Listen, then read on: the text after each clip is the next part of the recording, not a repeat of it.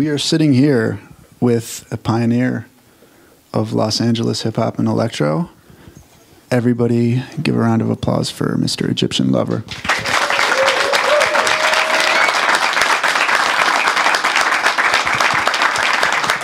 Thank you. So for those of us who weren't fortunate enough to see the set last night, tell us a little bit about who the Egyptian Lover is. Well, the Egyptian Lover is a DJ who wanted to make a record to catch women. So I made a record called Egypt, Egypt with my name all in it, so all the women could say, that's his name, and I can go ask for him as a DJ. And that's it. Just got lucky and sold 4 million copies, but that was it. Now, what first drew you to turntables and DJing, other than the women, naturally? Well, I started out making mixtapes. Back in the day, we used to make pause button mixtapes with the cassette. Like if they come on the radio, you pause it, then the breakdown, you know, after the breakdown, you pause it, wait for it to come on again, and you unpause it, and you make a long breakdown with a cassette tape. Then I got to start buying vinyl and making my own mixtapes with my own vinyl. And then it just went on from there, and I started rapping onto the breakdowns, and that's back in the 80s when the mixtapes were, before the mixtapes came out, but it was like the original mixtapes. And I started making vinyl, and people started asking for like my record. I said, well, I don't have a record, I just have this mixtape. So my goal in life was to make a record. And when I joined this group called Uncle Jamm's Army, they were really huge in Los Angeles. They used to do parties for like 2,500 people. And I said, man, if I got with them, I can get popular enough to make a record. So I got with Uncle Jamm's Army, and we were on the radio advertising the parties, and we got more popular and more popular and more popular. But my DJ skills even made us even more popular. We started doing parties for 10,000 people at the LA Sports Arena. And right then, I knew that it was time for us to make a record. And I played the 808 live at the Sports Arena, and everybody freaked out and thought it was a record and was asking me when can they buy it. And I was like, you'll buy it soon. And we went to the studio, made a record, and that was how it all began. Now, going back to the mixtape stage, what sort of records were you playing in those days? Like Von Mason and Crew, Bounce Rock Skate Roll. I was making instrumentals of Give It To Me Baby and Super Freak, and anything I could find instrumental or make my own instrumental too. Now, there was also an emerging dance culture in Los Angeles at the time. Well, at the time, the only dance in LA was called the Freak. And that's just getting close to the girl. The guy get close to the girl and just bump and grind all night long. And all the guys wanted to do that, so everybody came to the dance to get their freak on.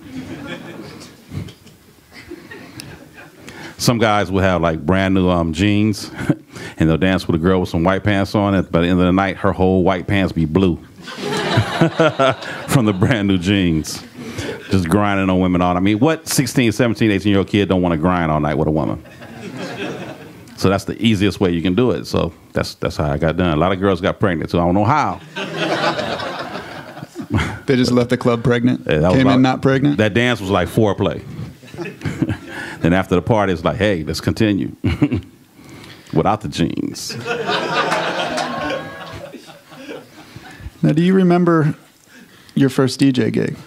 My first DJ gig, I was in high school, and a girl said her father owned a club and wanted me to do my mixtape at the party. And I'm like, well, I did that with a pause button mixtape. I don't know if I can do that with turntables. He said, well, he's going to pay you $1,000. I said, I'll learn. So I got the turntables and tried to figure out how can I make this pause button like a real mix. And I knew that like on Cameo Shake Your Pants, it goes shake, shake, shake, shake, shake. But on the mixtape, it went shake, shake, shake, shake, shake, shake, shake, shake, shake, shake, shake, shake, shake. I said, well, how am I going to do that live? Well, I know I could do it twice, but shake, shake, shake, shake, and then bring it up to the other turntable, shake, shake, shake, shake. But how am I going to do the third time? So my brother said, why don't you just turn this one back while that one's going forward, and then put it forward on the, on the beat.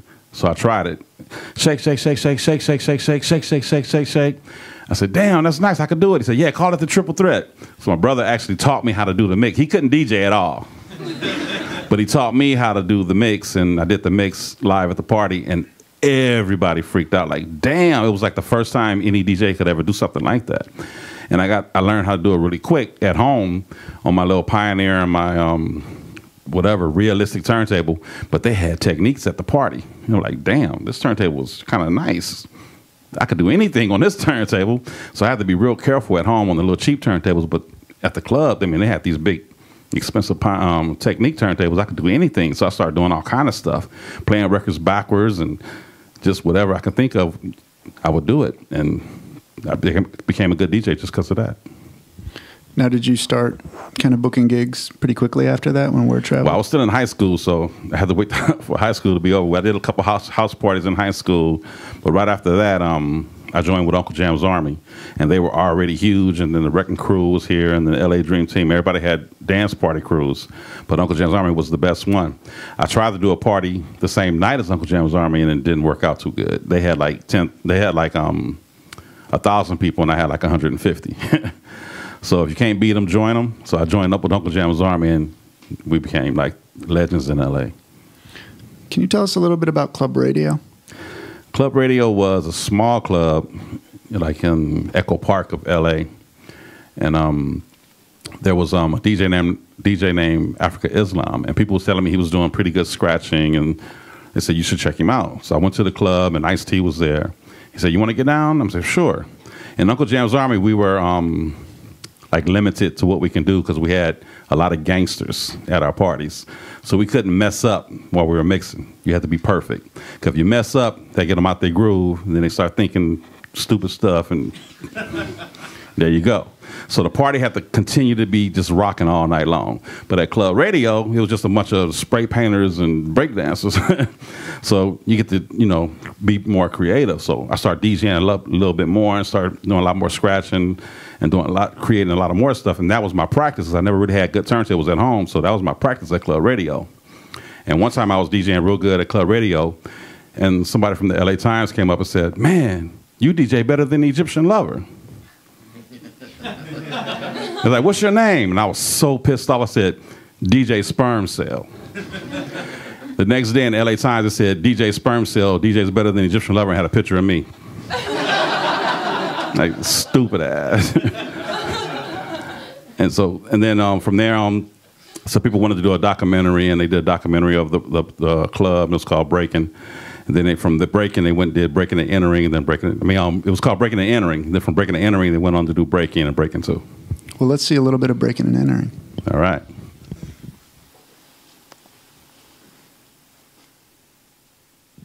Anytime now. Yeah, y'all are going to have to bear with me. This is foreign technology. See, back in the day, we just push play on the VCR, and pow, it was there. He looking for a mouse. VCR didn't have no mouse. It just had play.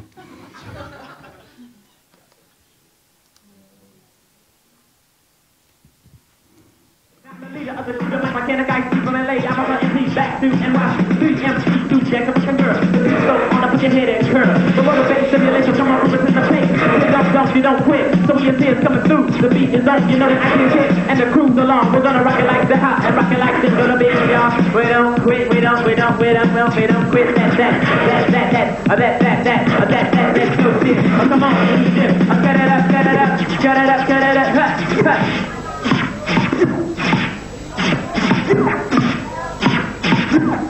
And you don't quit, cut it up. You're living in that big cat. I'm living in New York City, Spin Master. You know, you take a record as it's playing, and you just cut it up to your own specifications. You know? People who make records don't make them perfect. No, I'm just joking. Now, there's different styles. There's scratching, there's cutting, there's flashing, and we do a couple of things that we don't have any names for yet. At that time, I didn't know what the hell he was talking about. I just wanted to DJ. I'm gonna let my friend Egyptian Lover show you how he cuts.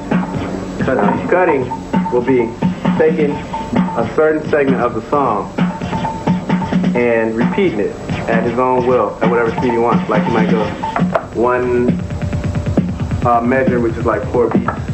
You know, okay, if you listen, he's repeating the same part over and over again, which just means, yeah.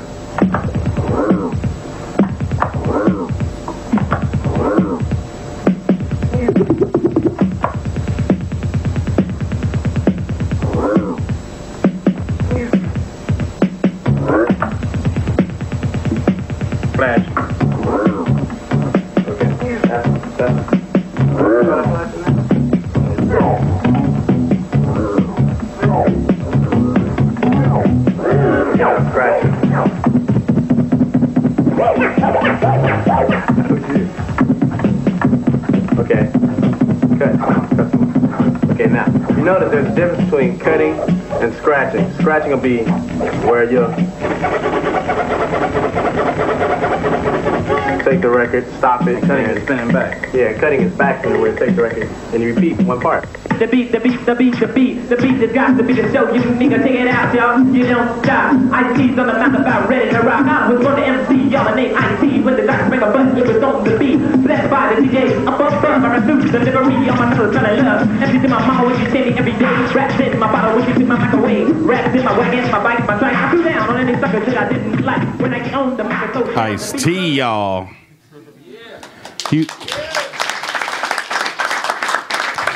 He used to come up to the DJ booth in Uncle Jamm's Army and beg to rap, and I never let him rap. But at radio, he could rap because there wasn't no rules. There wasn't no gangsters at radio. So he could wear red at the radio, but he couldn't wear red at Uncle Jamm's Army. He would have got shot. Now, who else was around in those days?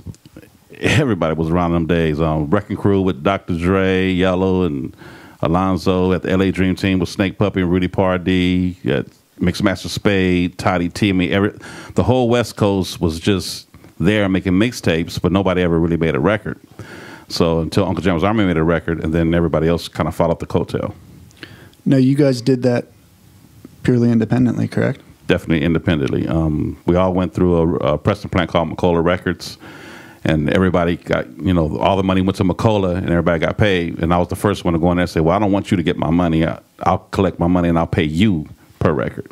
Because somebody told me that, why is somebody else collecting your money? So I said, so I decided just out of the blue, but I'm going to start a record company and I'll collect my own money and I'll just pay you per vinyl. And I'm glad I did that before Egypt came out, because that would have been a lot of money missing. So how did you transition then to being a solo artist and putting out Egypt? Well, when I was with Uncle Jamm's Army, we were on Freak Beat, which was half of my label and half of Roger Clayton's label, who was the owner of Uncle Jamm's Army. I never got $1 from Dollar Freak and Yes, Yes, Yes, so I said, well, maybe I should start my own record label so I can get $1. Well, let's listen to Dial a Freak quickly. This is the very first record we ever made, me and Uncle Jamm's Army, back in the end of 1983, and it came out in 1984.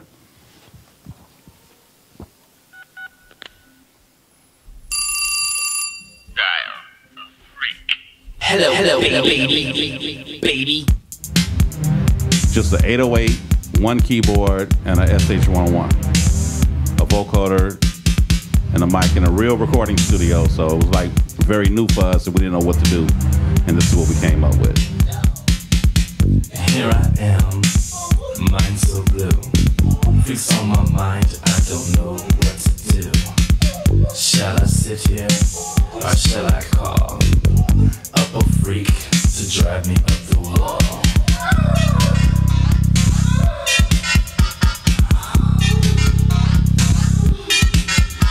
That sound right there was inspired by Orbits, and the beat goes on. Hello, baby. What's the scene? Can I come pick you up in my limousine? Just ain't nobody bad like me. I make you break freaking ET. Now, this is a new sound for LA at the time. I mean, they had Planet Rock and Electric Kingdom, but this was a little bit different. This was like a freaky electro kind of sound, and nobody had ever heard this sound before, so this was brand new for LA. Here we are under the stars at Venice Beach. You be the student in the class and I will teach. Open your book, baby, to page freak. Dollar chick every day during the week. Tell me, baby. Yeah.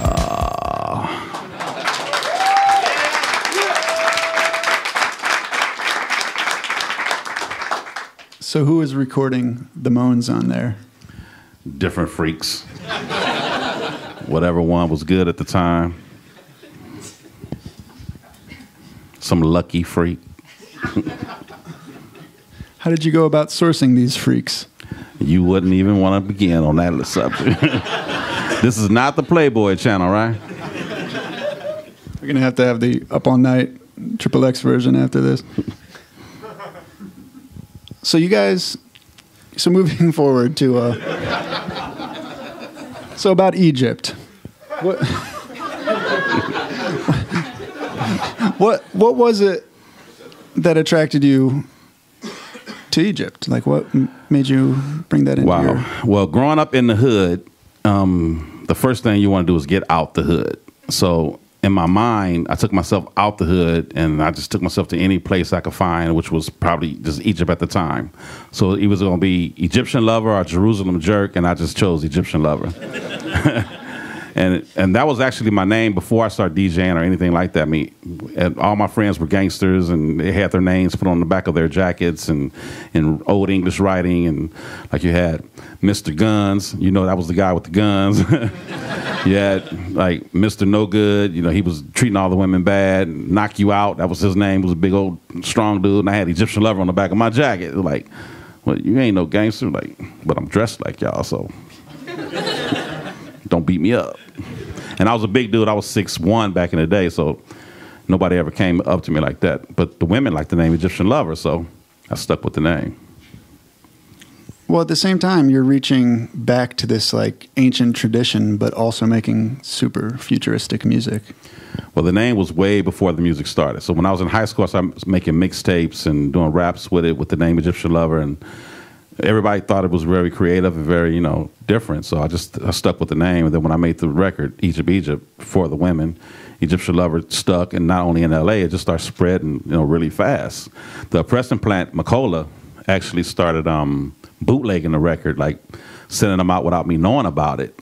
But that, in the long run, actually helped me promote the record. So like he sold 50 to New York that I didn't know about.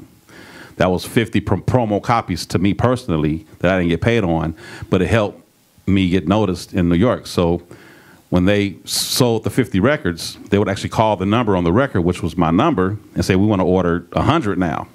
Like, well, how you get the first 50? Well, actually, that don't matter. If you want 100, this is where you send the check and blah, blah, blah, blah, blah. And so all these different places around the United States are reordering this record. And I'm like, damn, well, how did they get the first records? So I never even worried about the first records. Probably was 100,000 that went out. Never worried about that because we sold 4 million plus after that. So, and it was on my own record label. I was a distributor. I mean, it was no middleman. It was just me and you guys. And that was it. Well, let's listen to Egypt, Egypt.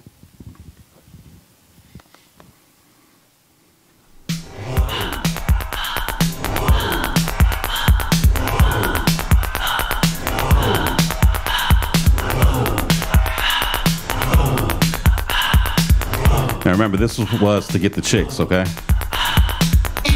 What's my name? What's my name? What's my name, baby? My whole name.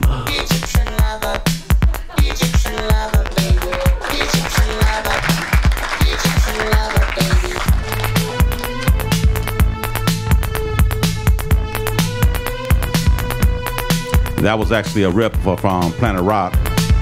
I just played at half speed instead of doing the whole Planet Rock thing. I just did a half speed and came up with that. So being a DJ, I wasn't a good composer or producer or anything like that. I just made the record as I would DJ. Like, I mean, I'm gonna cut this record in. Now I'm gonna cut this record in. So it had no arrangement on the record. So everything was like cutting like a DJ, and that was kind of rare back in the day because nobody did records like that. So this one had no like verse, chorus, breakdown. This is just all over the place, and it was a good party record because this is how DJs cut the records back then. So that's what I did.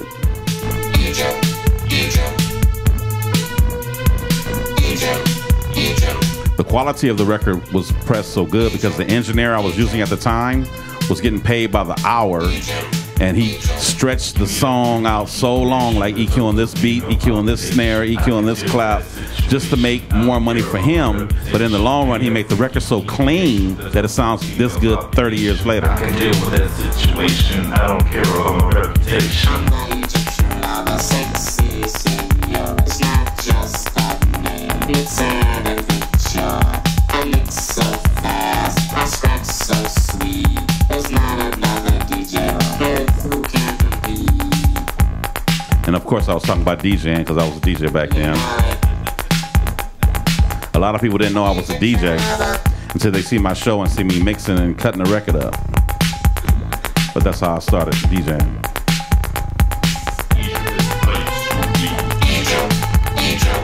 Egypt is the place to be. Egypt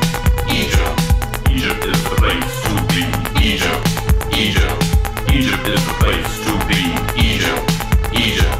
Pyramids are oh so shiny, Egypt, Egypt. The women here are oh so cute, Egypt, Egypt. The freaks are on the floor now, Egypt, Egypt. Dancing to beats I compute, Egypt, Egypt.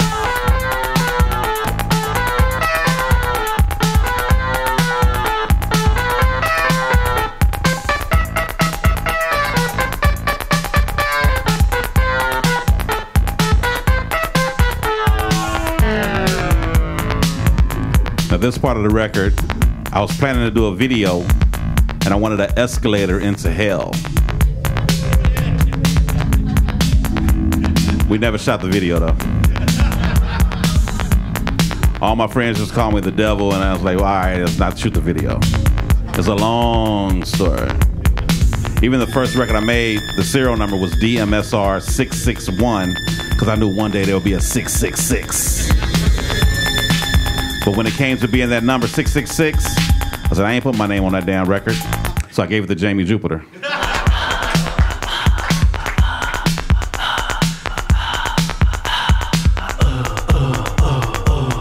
A lot of people think I got the breathing from Kraftwerk, but I actually got it from Prince, because Prince always breathed in his records. So Kraftwerk got the breathing from me.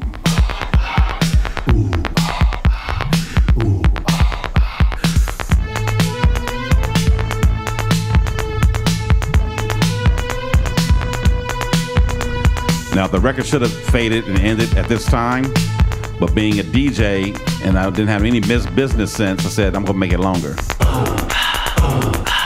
And I did this breakdown. What you're listening to right now is the first bass record ever recorded on wax.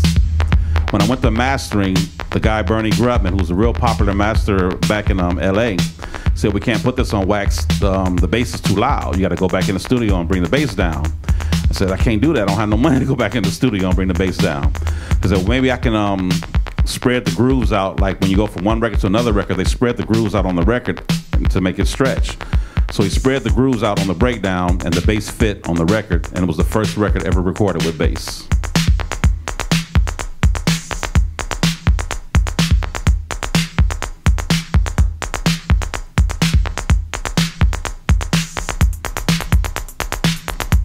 Hear that little clicking noise? That's also from the 808.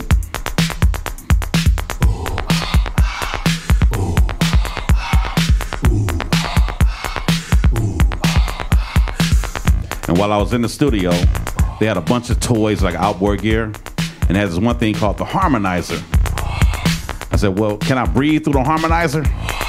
And the engineer said, yeah, let me set it up. He wanted to add another hour to the session, so we set up the harmonizer and I breathed through it.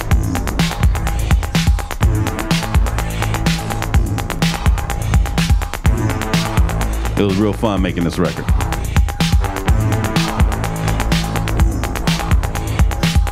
Thank you very much.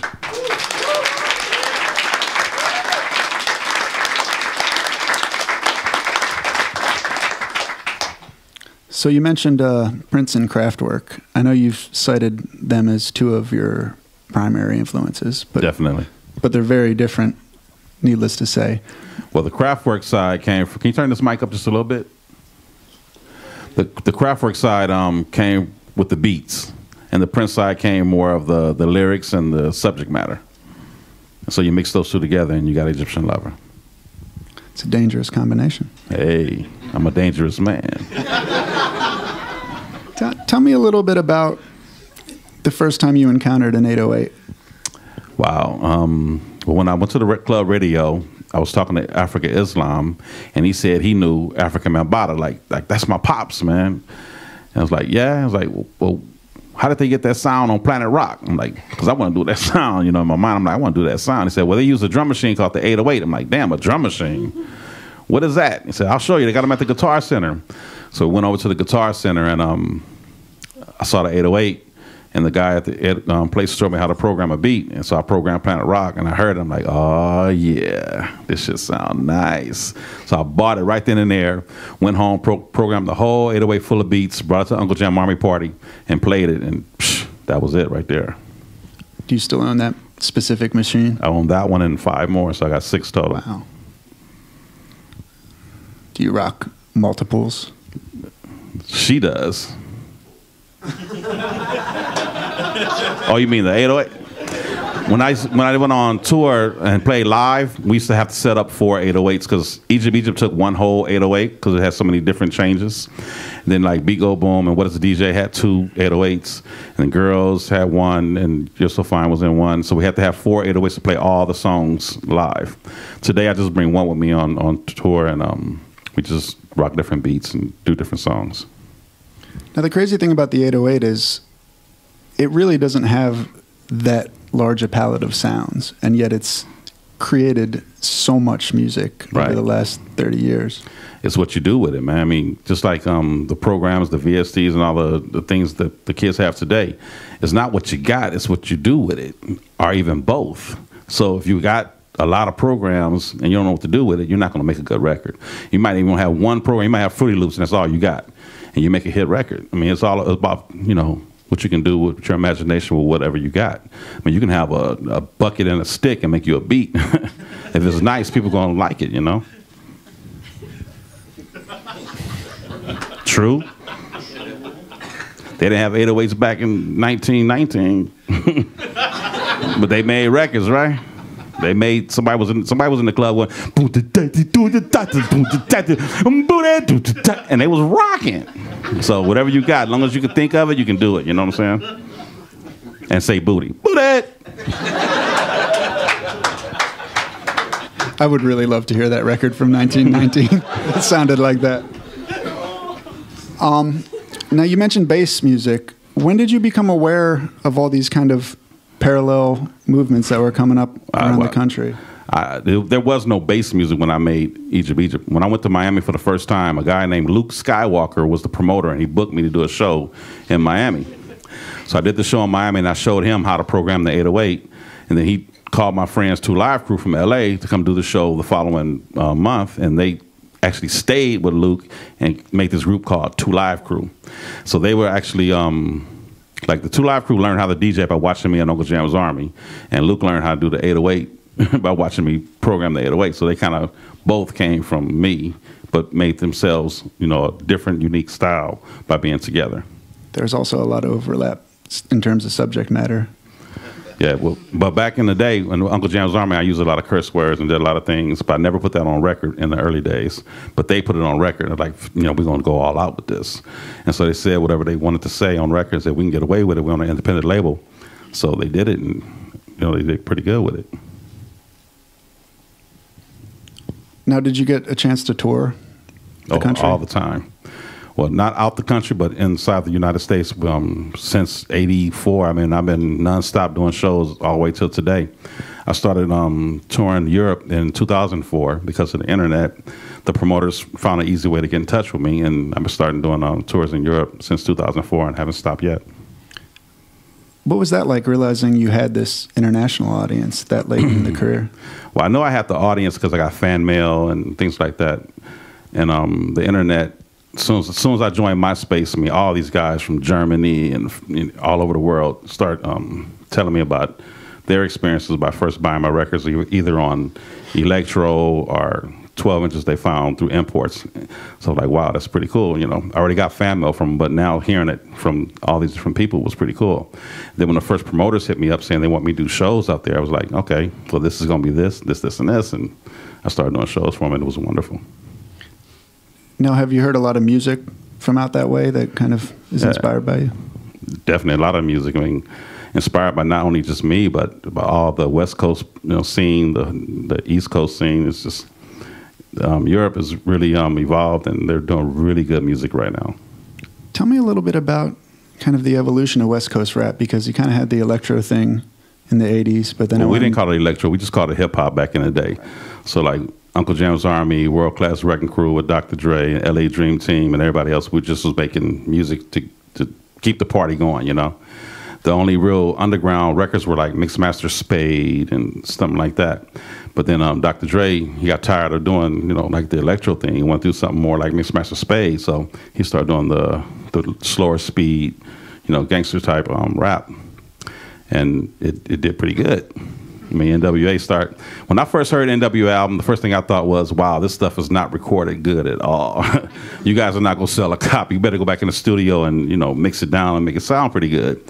And then we were on tour, and we were the next band to go on, and one band had just went off and they had like an intermission for like 15 minutes, and they put on the NWA record, and everybody in the audience was singing every word on the record. I'm like, damn, they know this record. So I knew that they had a hit because everybody loved, you know, way down there, they loved it. And I came back home and said, man, they love y'all record here and here and here and here. And said, yeah, we're starting to get sales. And it just went more and more and more, because everywhere around the world, there's a ghetto. And people want to hear somebody from the ghetto. And that wasn't happening back then. So when NWA came out, it was like, wow, that's me. I'm going to buy that. Just like when you're in love, you hear a slow song, a love song, you're going to buy it because you think it's about you. So now all these ghetto guys was buying these ghetto records because, hey, that's my life. That's about me. Just like the Freaks buy my record. Because they want to have menage a trois and, you know, freaky encounters. You'll probably buy one tomorrow.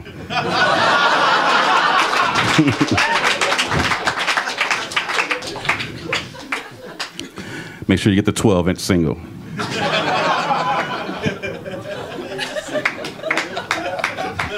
Well, I'm going to play another video on that note.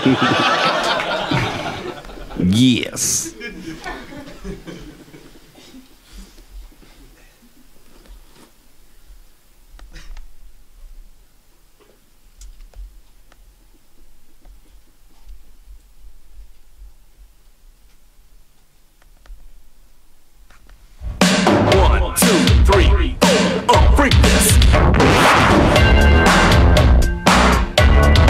This was my first video in 1986.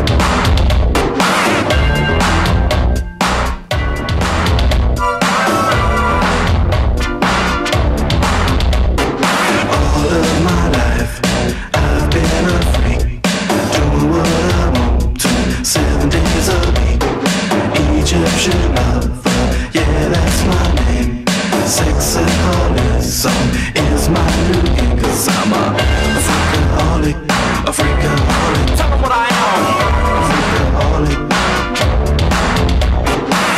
A freak-a-holic. A freak-a-holic. Tell them what I am. A freak-a-holic. I'm kinda freaky.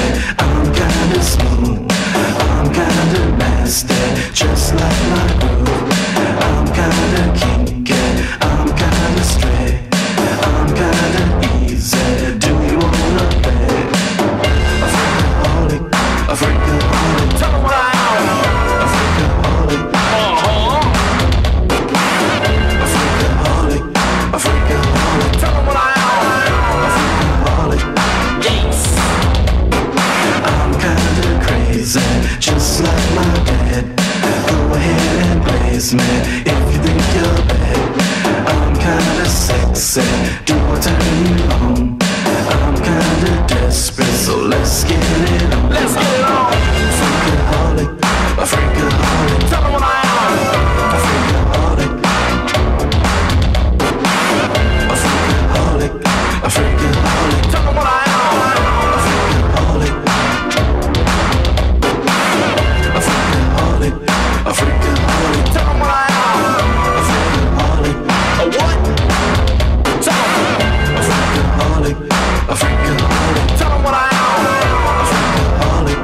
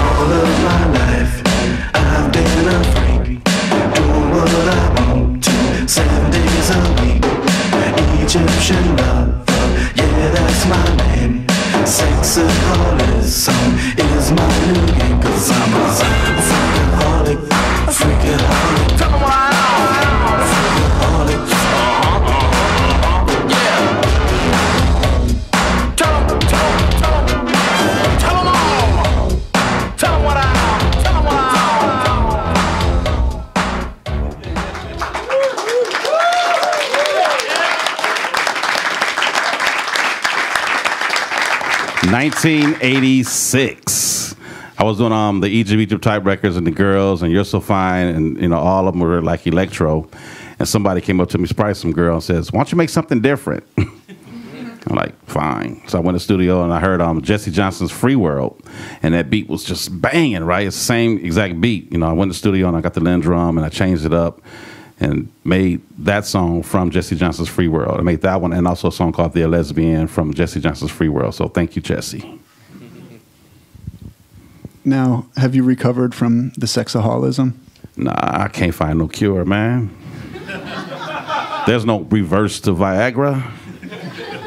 And I got a natural Viagra thing going on. This is not a leg. I just put a shoe on it.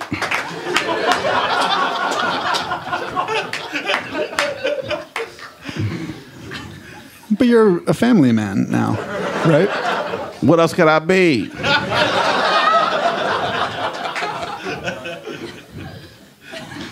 What do your kids think of this career? Well, I adopted 35 17-year-old girls and waited 2 years. Is that bad? To put them through college. No, I put them through college, that's all. Noble. Freak-A-Holic University. No, just kidding.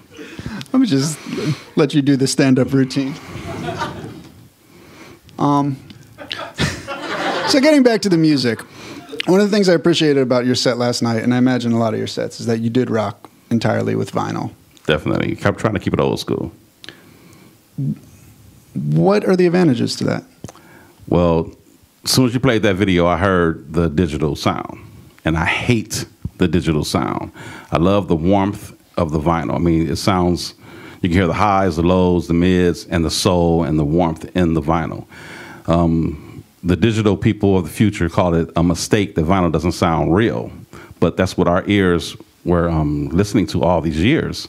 So we got used to this analog sound and we love it. I mean, our ears are analog. We're not robots. We're not digital. And then they came out with this digital sound, and the digital, when you go from format to format to format, it has this round roughness to it, and it sounds terrible. I mean, all you hear is highs and lows, and is really distorted in the middle. And I cannot stand that sound. So I'm not going Serato. I'm not going CDs. I'm going straight vinyl every time I do a show until the day I die.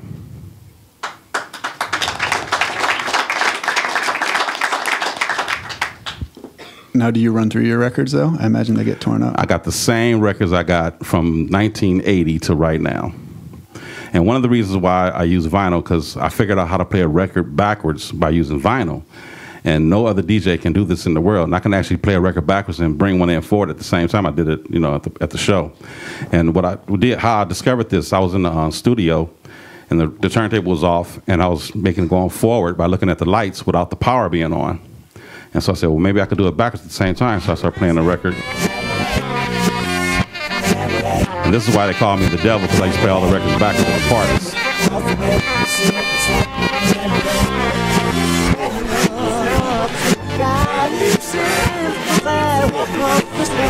And I can keep it on beat and bring another one in on the same beat.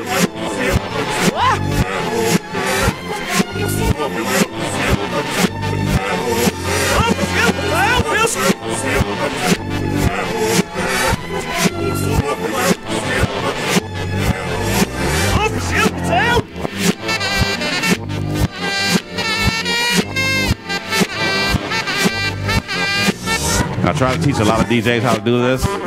They just can't keep it going, you know? A lot of guys can't do a lot of things for a long time, but I can. So I can keep this record going from the end to the beginning and have another one mixed in. Like I usually do Planet Rock backwards and then bring in Electric Kingdom on beat. And it's pretty good, you know, show for all the DJs. You know, they like to see DJs do different things. And this is one of the things that I started doing, and nobody can do it but me. Now, other than the changeover from analog to digital, what other changes have you seen in DJ culture? I mean, I see a lot of change. I mean, it first went from vinyl to CDs, and then CDs to MP3s, and I don't know what the next thing is going to be. Probably just a memory. But the music sales has really hurt from the internet, from people stealing music. I mean, back in the day, you get a record and you put it on cassette and you sell it to a few friends, and you know, the more you put it on cassette to cassette to cassette, the quality gets lower and lower, and eventually somebody's going to buy another record. And back in the day, the DJs bought 2 records so they can mix it. And now today, they're just buying like 1 MP3 if they buy it at all. They buy 1 MP3 and then they split it and they can mix 2 records, or they buy 1 MP3 and they give it to all their friends, and it's the same quality.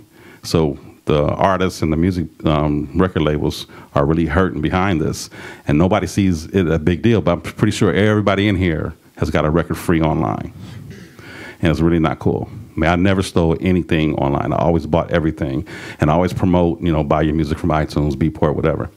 And it's just, you have to support the artist, because the artist is what's making you happy. And one day you might be an artist too, and you want to be supported. So, you know, keep it going. So in the future, 20 years from now, the kids making records, even if it's on their own, you know, bedroom record label, you can keep them going by buying their music. Well, I mean, why steal it? Buy it so you can own it. You know, you have it legit. What is the essential record in your collection? I would have to say Prince made a record called Sexy Dancer, and I came across a long version back in the day, and I never heard it before, and I was a big Prince fan, so that's probably the most prized possession I ever had. Cool. Well, maybe we should open it up to some questions from participants. Yes.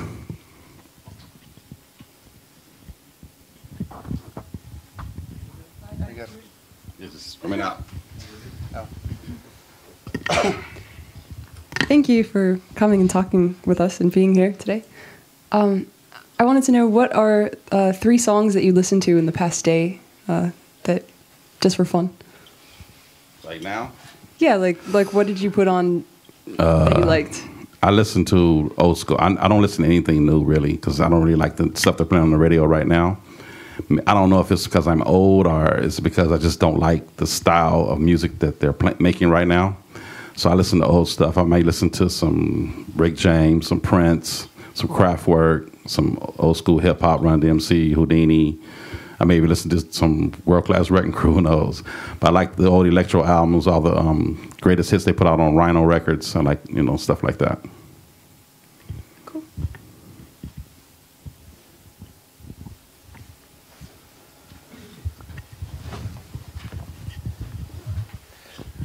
Yeah, I was wondering if you could possibly tell me how you get the rhythmic, like zapping, clicking noise out of the 808. Because I've tried to figure it out on like a friend's, and yeah. Well, that happened by mistake in the studio. In the back of the 808, they have all the outputs from all the sounds, right? And it's maybe like 16 sounds.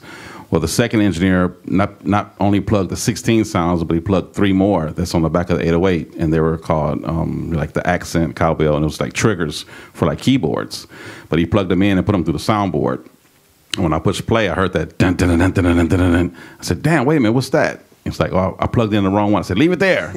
So we kind of EQ'd that trigger Zapp sound. It was supposed to trigger another keyboard, and I just programmed the rhythm with it and made it my little click noise. And it was by accident, and it sounded great, so I kept it, and it became my sound. Good question. Thanks. Anyone else? Come on, guys.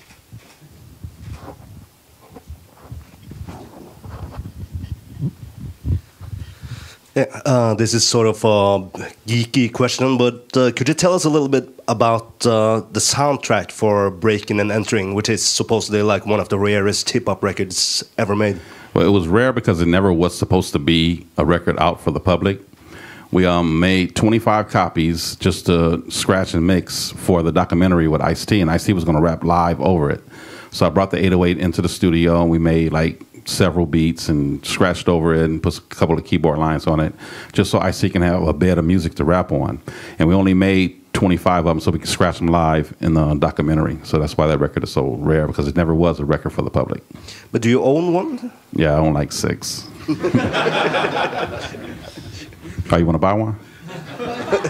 Like 200,000. That's it. I'll give you a deal. 199,000. trade you for the Rick James record right there. All right, we got a deal.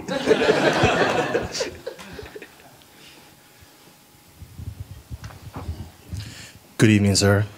Thanks for the encouragement earlier on today. For someone who sold 4 million copies at a very young age, I want to find out whether money was the motivation for music or what kept you going, what keeps you going even till now. Thank you. Good question. Money has never been the motivation for me. My friend right here, he's been with me since before I made records. He came up to me one day and says, "Man, I don't know if you have $10 in your pocket or $10,000 in your pocket. You're still the same person every day." And when he told me that, I realized how some people can get, posh with the money. And I never was that kind of person. So, like right now, I'm just one of you. I mean, I'm a DJ and a producer just like most of you guys. So I'm human just like you. And I've seen artists who got that attitude like, yeah, I'm better than you. I'm not no Justin Bieber, you know what I'm saying? I'm you. I'm not trying to be, yeah, you motherfuckers ain't shit. I made all this shit. Yeah, I'm the man, motherfucker, yeah. Damn, baby, what's your name? Now, sometimes I get like that. But today I ain't like that because everybody here, is creative in their own way. That's why you here. That's why you're in the Music Academy, because you have something to do with music. So we're all on the same page right here. Now, if it was at some Coliseum or something with a bunch of, just groupies or whatever, then you jump into that mode like, yeah, I'm the man. Because you have to sometime, but not all the time. So whether you have a dime or whether you have $10 or $100 or $1,000 or $10,000 or $1 million, you're still the same person. And try to be that way when you guys get all that, because you will. Thank you.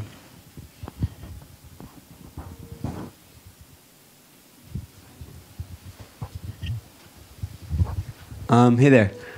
When you record music nowadays, are you using a computer or do you still use like traditional recording studio setup with 808s and everything? Very good question. I'm doing a new album right now called 1984, and we're using all the old 808 and Jupiter 8 and all the old analog equipment. The only difference is we're not recording to tape, we're recording to Pro Tools, and we're going to mix it down to a 1/4-inch tape. So the 2-inch tape is like a dinosaur now, and you can't really use it. Even though I love the sound of the 2-inch tape, because all I did was kind of distort and round the music off a little bit more. So we're thinking if we put it down to a 1/2-inch tape, it may give it a little bit of that analog edge before we go back to digital to record it. But we're trying our best to keep it as old as we possibly can, because I'm not doing it for the money. I'm doing it for the sound, and I'm doing it for the future. So the record that I'm putting out at the end of the year and into next year is not for next year. It's for 10 years, 20 years from now. And it all comes out on vinyl as well? Definitely, always. Okay. Cool. I'm glad you still collect vinyl. Remember, vinyl becomes collect items. MP3s become deleted.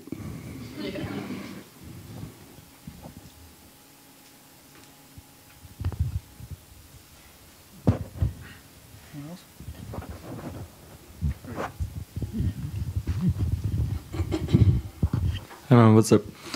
I was just wondering, when you started making like hip hop, what we call like electro or whatever, and then other artists who you were making music with, like then went on to like make more kind of like, more like what hip hop is now.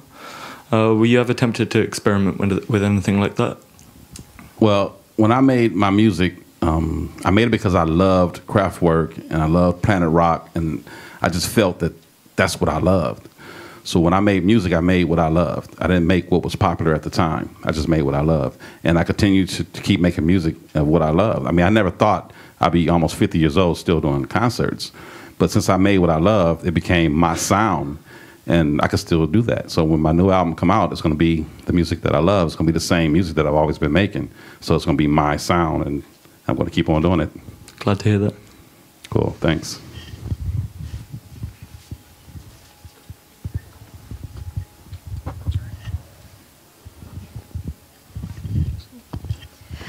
There have been a few references to sex in music, and you told us to remember that this was to get the chicks. Why didn't you pick something like food or sports or finance? Why was it music?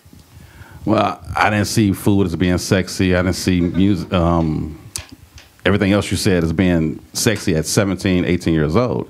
I mean, I know you've never been a 17-year-old boy, but 17-year-old boys think about sex all the time.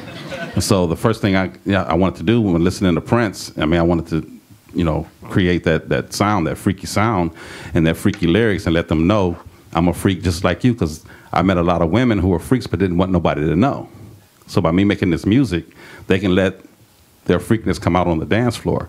And dancing is like a form of showing that, yeah, I could do that too. I can do those moves. I can do this. I'm a freak, but don't let nobody know. It's just a dance. But it's actually a form of showing your inner self. So when you're dancing out there and you're grinding those hips and you're doing all that, the guys notice that and say, hey, I like her, And that's all about being a freak. So I like that sound. And I wanted to help those girls out. Making all these freaky songs with all these freaky lyrics, just let them just show themselves at the clubs, show themselves to be real in the club.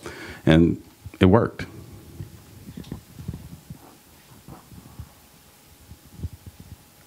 Any more questions out there?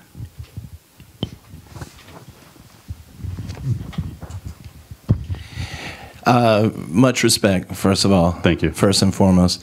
You've mentioned Planet Rock a couple of times, and obviously that's a record that was very important to you.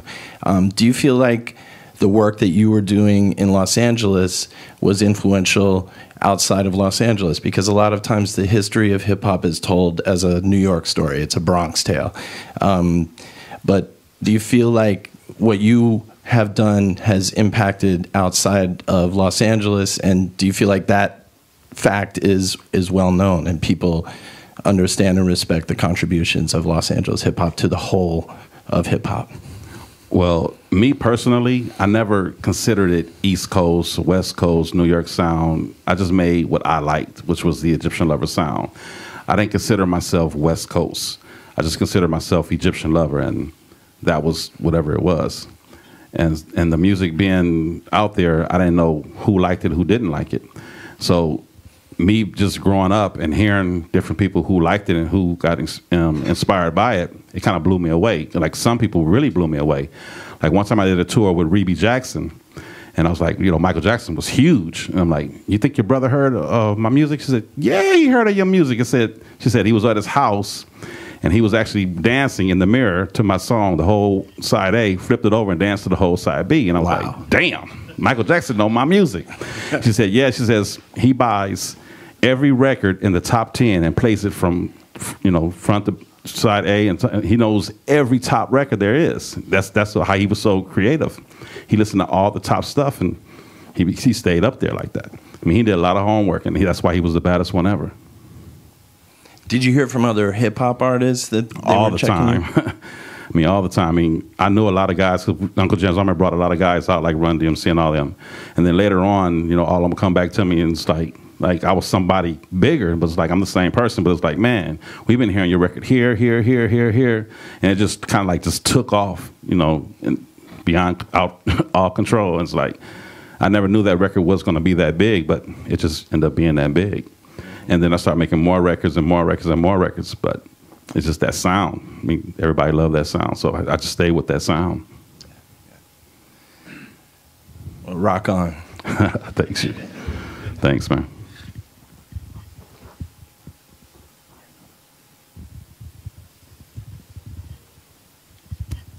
You talked a little bit about it at the beginning about how in Los Angeles, before people were making records, all of the DJ crews were doing DJ mixes. Can you talk a little bit more about that? I mean, I've heard some of the Rodeon swap meet mixes. Are those, especially with availability on the internet, are those things that there's a renewed interest in, or sort of? I'm just kind of curious how people got the mixes, what people were putting on them, that sort of thing. Yeah, well, back in the day, the Rodeon Swap Meet made a lot of mixtapes, like bootleg tapes of everything that was happening, like at Uncle Jam's Army parties and the Wrecking Crew parties. And like people like Dr. Dre would make mixtapes and sell them at the Rhodium swap meet, and that's where everybody was known to go get the new music without buying everything. So it really was a bootleg, and LA was just on a different. They were on a freak tip. You know, everybody wanted to be a freak. Everybody wanted to express themselves, and all the parties were like that. I mean, we gave parties for 10,000 people, and all 10,000 people out there doing the freak. It was pretty amazing. You have to be there to see. I mean, everybody's just like grinding on each other. And it just helped the DJ like just make more and more music for these people, and like Dr. Dre making mixtapes for people who didn't go to the parties because they were too shy to show their inner freakness. So they bought the mixtapes and played it around LA, and not only just the freak music, but the gangster music and everything else. Because like we had a song called Battle Ram about the LAPD had this actual little tank that would go through the dope houses and break the screen door made of iron with this little thing called the Battle Ram. So a guy named Tidy T made a song called The Battle Ram. So everything that was happening in LA, we just made songs about it, and that's everything that was on the mixtapes, and it became popular. You might find somebody putting it on the internet, but it was all bootlegs. Do you still have copies of your old tapes? I may have one or two. You gonna put them on the internet? Nah, never. I mean, that was a different time, a different life for me back then. I mean, I was rapping to like Bounce Rock Skate Roll, and I was saying a lot of stuff that I never said in my records. It was just me just saying whatever a 16, 15-year-old kid would say. And I listened to one the other day, and I was like, wow, that's pretty cool. That's pretty cool. That's not too cool. That's not too cool. But that's just me. I mean, I say whatever's on my mind, so take it or leave it, you know what I'm saying? But on the records that I made professionally, I could erase the stuff that I didn't want to say and keep only the good stuff on there. So you never heard about, you know, really deep, deep freaky stuff, only the pop freaky stuff. You never heard about the light bulb and the Vaseline and all that. Or did you? But, you know, you can erase that off the tape, and then you put the good stuff on there and keep it real. Cool. Well, are there any more questions?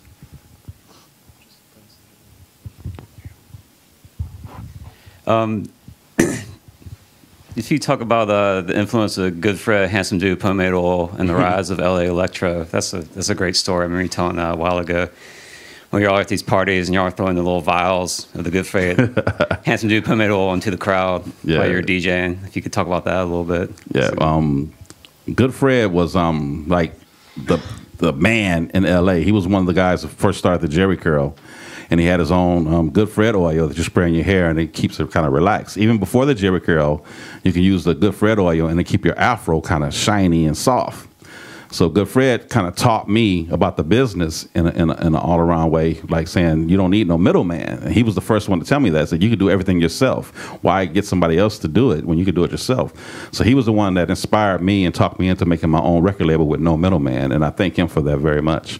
And he used to come to the dances, and he had this new thing called pomade, which is like Vaseline with some kind of scent in it that guys can put in their hair and slick it down. And he was like, I want you to pass these out because you guys are so popular. Pass these out in the audience. So we're on the stage, me and one of my friends named Iceberg, and we throwing these suckers hard as hell. And Good Fred's son walked up to us and said, hey, man, don't throw them, toss them. And I kind of understood, you know, oh, yeah, we hurting people. Let's just toss these, okay? The people coming up with one eye like, well, I got one. So, and that kind of taught me later on in life, too, that when I throw out my records in the audience, don't fling them, but, you know, toss them, you know. And I got a little bit of human resources right there, so that was a good thing. And Good Fred, he's passed on since then, but he taught me that. I'm glad he taught me that, too. Have you ever had a chance to meet Prince?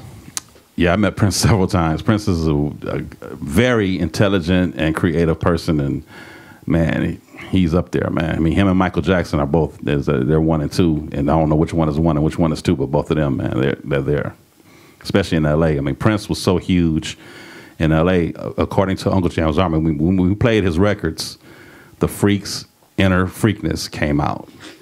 And that's what inspired me to make records like that, because I mean, we played songs like Head and Let's Work and, you know, Lady Cab Driver and Sexy Dancer, and I mean, the Freaks were just going crazy. So I saw that, and I wanted to be a part of that, and that's why I started making freaky records. My favorite Prince encounter. One time I was at a club. This is before I ever met him. One time I was at a club and I was dancing with this chick, and somebody said Prince was in the VIP, and I'm like, damn, Prince is in the VIP. Wow, I'm in the same club with Prince. And then all of a sudden he came walking down the VIP stairs with this beautiful chick. He always had beautiful chicks. And he started walking my way. I was like, damn, Prince, let me get a good look. And he stood right next to me while this chick was dancing with him. I'm looking at the chick. I'm like looking at her like, damn, he dancing next to me. People gonna think I know him. That's cool. And so now all these girls are surrounding us while we're dancing. They're like, yeah, they think I know him. That's cool. So I'm doing a dance. I look over and Prince is doing the same dance I'm doing. Like, oh shit, let me change my dance up. So I changed my dance up and I look over at him. He changed his dance up to the same one I'm doing again. I'm like, oh, he's doing the same dance on purpose. He just looked at me and smiled like. That was his way, because he's real shy. That was his way of saying, like what's up, Egypt? But I didn't know that then. And then I looked at the chick, and we just danced, and that was cool. And then he went back to the VIP. Years later, a friend of mine ended up being his bodyguard. And I told him about that encounter. He says, yeah, man, Prince knew who you was. And that was his way of saying hello when he came down and danced with you and did that. And I was like, oh, really? He's like, yeah, he plays your music all the time. He might be even making a record for you. And this was right before he changed religions, so maybe we would have made a record back in the day. But that was cool.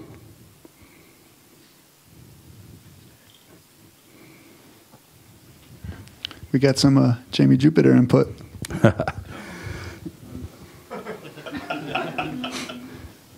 You guys heard the Jamie Jupiter song, Computer Power? It's a song we made back in 1985. And he came in the studio and we was getting ready to do a song, and we pretty much did half the song. And then he was called off to the military, and he went to Germany in the military. So I went back to the studio and I finished the whole song and I mixed it, put some vocoder on it, then I sent it to him. Like, here's your record. And he had never heard the finished version of it. I put more vocals and did all kind of stuff and freaked him out. That's my homeboy, Jamie Jupiter.